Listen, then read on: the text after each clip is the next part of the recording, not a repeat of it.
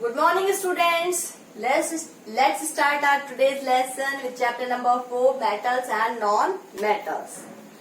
अभी तक हमने जो चैप्टर्स हैं और लेसन्स हैं उनमें क्या पढ़ा? Physical properties of metals and non metals and there are some chemical properties. तो आज हम केमिकल प्रॉपर्टीज में ही पढ़ने वाले हैं the reaction of metals and non metals with basis.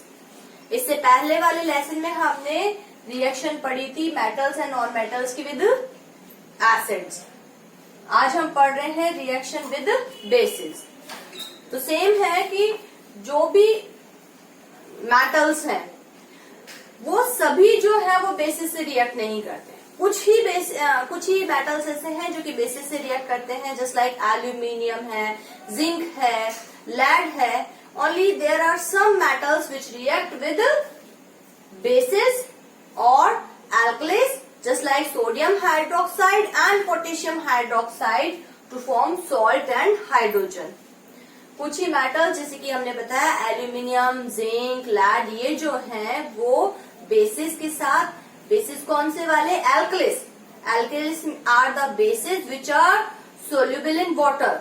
एल्कलिस हम किनको कहते हैं? ऐसे बेसिस जो कि वाटर में सोल्यूबल होते हैं, जैसे कि सोडियम हाइड्रोक्साइड है, पोटेशियम हाइड्रोक्साइड है. तो जो मेटल्स हैं जो कि हमने बताया वो वाले जो मेटल्स हैं वो एल्कलिस यानी कि सोडियम हाइड्रोक्साइड, पोटेशियम हाइड्रोक्साइड के साथ रिएक्ट करके सॉल्ट और हाइड्रोजन गैस देते हैं. For example, if we are taking the metal aluminium, it reacts with alkalis sodium hydroxide in water. So it gives sodium aluminate. ये एक सॉल्ट बन रहा है और साथ में साथ कौन सी गैस बन रही है? हाइड्रोजन गैस बन रही है. So this is sodium aluminate. Sodium aluminate salt बन रहा है, साथ ही साथ हाइड्रोजन गैस निकल रही है. And we can test this hydrogen gas. इस हाइड्रोजन गैस ये जो प्रोड्यूस हो रही है gas, this is hydrogen gas. How can we test it? If we bring a burning match stick near the test tube, the gas burns with a pop sound. अगर हम एक burning match stick को जिस भी test tube में ये hydrogen gas बन रही है उसके माउथ पर लेके जाते हैं तो जो गैस है वो पॉप साउंड के साथ बर्न होती है, which shows that the gas formed is hydrogen gas. तो उसको हम टेस्ट कर सकते हैं. तो इसी तरीके से जिंक जो है, यहाँ पे जैसे सोडियम एल्यूमिनेट बना रहा है, वैसे जिंक जो है वो सोडियम जिंकेट बनाता है. तो जो मेटल्स हैं वो बेसिस के साथ रिएक्ट करके सॉल्ट और हाइड्रोजन गैस बनाते हैं. On the other hand the non metals भी जो है they also react with basis, but their reaction is so complicated. उनकी जो रिएक्शंस हैं वो बहुत ज्यादा कॉम्प्लेक्स है. सो These reactions we study in our higher classes. वो बहुत ज्यादा कॉम्प्लिकेटेड होती है, इसलिए हमारे लेवल की अभी इसमें नहीं है, तो वो अभी हम नहीं पढ़ेंगे. पर वो भी जो भी नॉन मेटल्स हैं वो भी बेसिस के साथ रिएक्ट करते हैं और प्रोडक्ट बनाते हैं, पर वो हम अभी इन क्लासेस में नहीं पढ़ेंगे क्योंकि वो बहुत ज्यादा कॉम्प्लिकेटेड होती है. Now the next type of reaction is displacement reaction. As the name sounds, displacement reaction. First हम पढ़ेंगे metals की displacement reaction and second उसके बाद पढ़ेंगे non-metals की displacement reaction. So as the name sounds, the displacement reaction is the reaction in which a more reactive metal displaces a less reactive metal from its salt solution. एक ऐसी reaction जिसमें एक more reactive metal जो है वो less reactive metal को उसके compound से या हम कहें उसके सॉल्ट सॉल्यूशन से क्या कर देता है? डिस्प्लेस कर देता है. तो इसके लिए हमें क्या देखना पड़ेगा? Activity series of metals. तो हमें पता है कि ये जो है ये एक्टिविटी सीरीज है मेटल्स की, जिसमें ऊपर वाले जो मेटल्स हैं वो मोर रिएक्टिव हैं, जो नीचे जैसे जैसे आते जाते हैं वैसे वैसे लेस रिएक्टिव होते जाते हैं. सो अगर if we are taking the example of two metals, calcium and magnesium, so calcium is more reactive than magnesium. calcium जो है वो magnesium से more reactive है. So the calcium can displace magnesium from its solution, but magnesium cannot displace calcium. एक more reactive metal less reactive को displace कर सकता है, बट एक less reactive metal more reactive metal को उसकी सॉल्ट से डिस्प्लेस नहीं कर सकता है। मीन्स अगर एक ऊपर वाला जो मेटल है वो नीचे वाले को डिस्प्लेस कर सकता है, पर एक नीचे वाला मेटल ऊपर वाले मेटल को डिस्प्लेस नहीं कर पाएगा। For example, if we are taking magnesium as the metal and we dip it in the copper sulphate solution, हमने मैग्नीशियम मेटल लिया और उसको कॉपर सल्फेट सॉल्यूशन में डिप कर दिया। So as we know, as we can see here that the magnesium is more reactive than copper. Magnesium यहाँ है, copper यहाँ है, तो कॉपर बहुत लेस रिएक्टिव है इससे, और मैग्नीशियम बहुत ज्यादा रिएक्टिव है कॉपर के कंपैरिजन में। So the magnesium can displace copper from the copper sulphate, so it will form magnesium sulphate.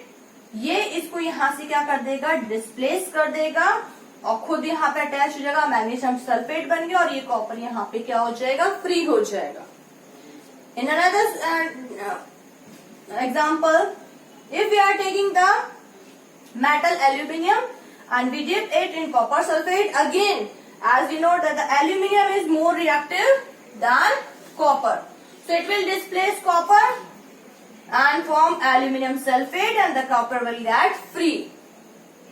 One more example, if we dip iron object in the copper sulfate solution, being iron is more reactive than copper, it will displace copper and form iron sulfate and the copper get free.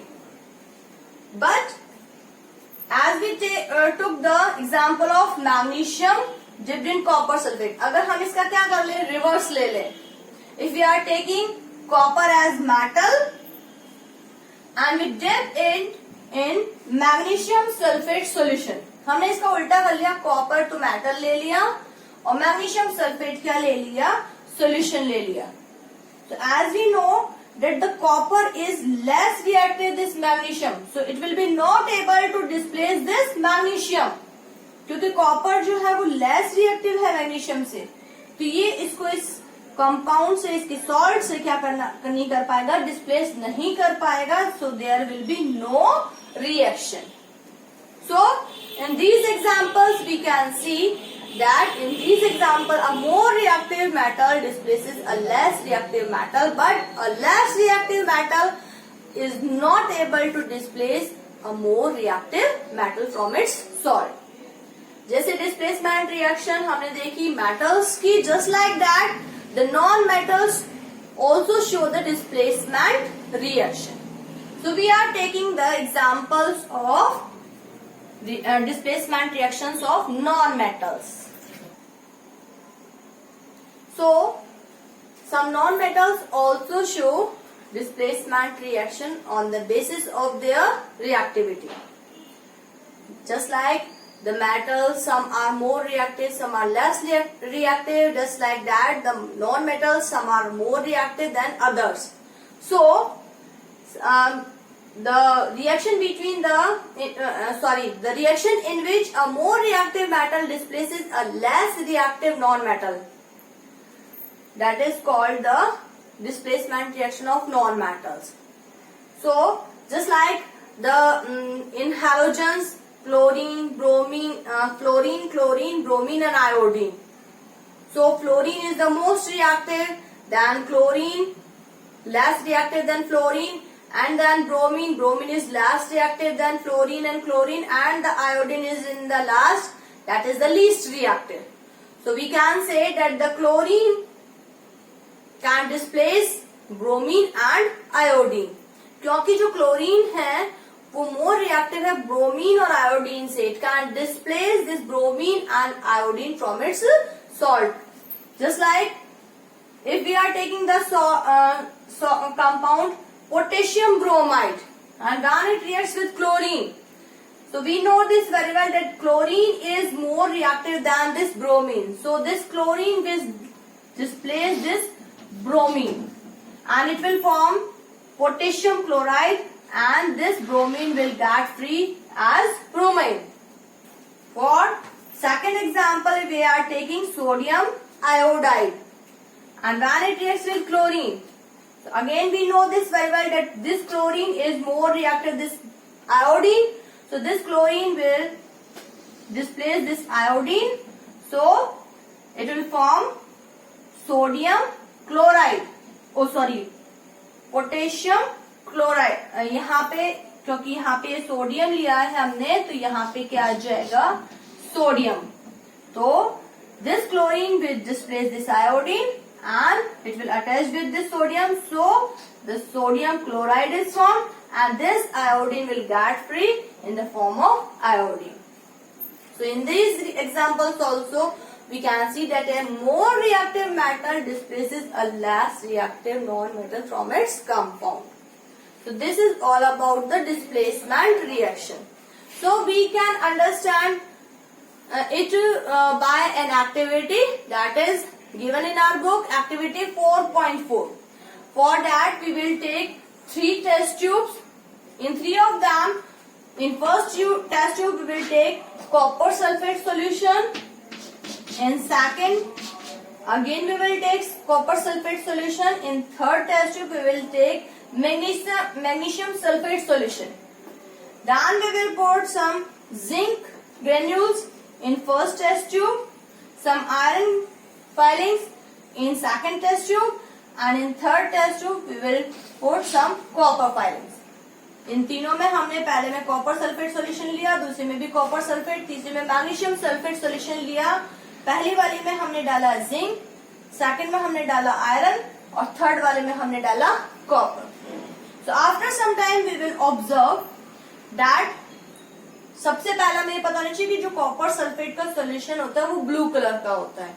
So we will see that this copper sulphate solution fades away in first test tube and in second test tube.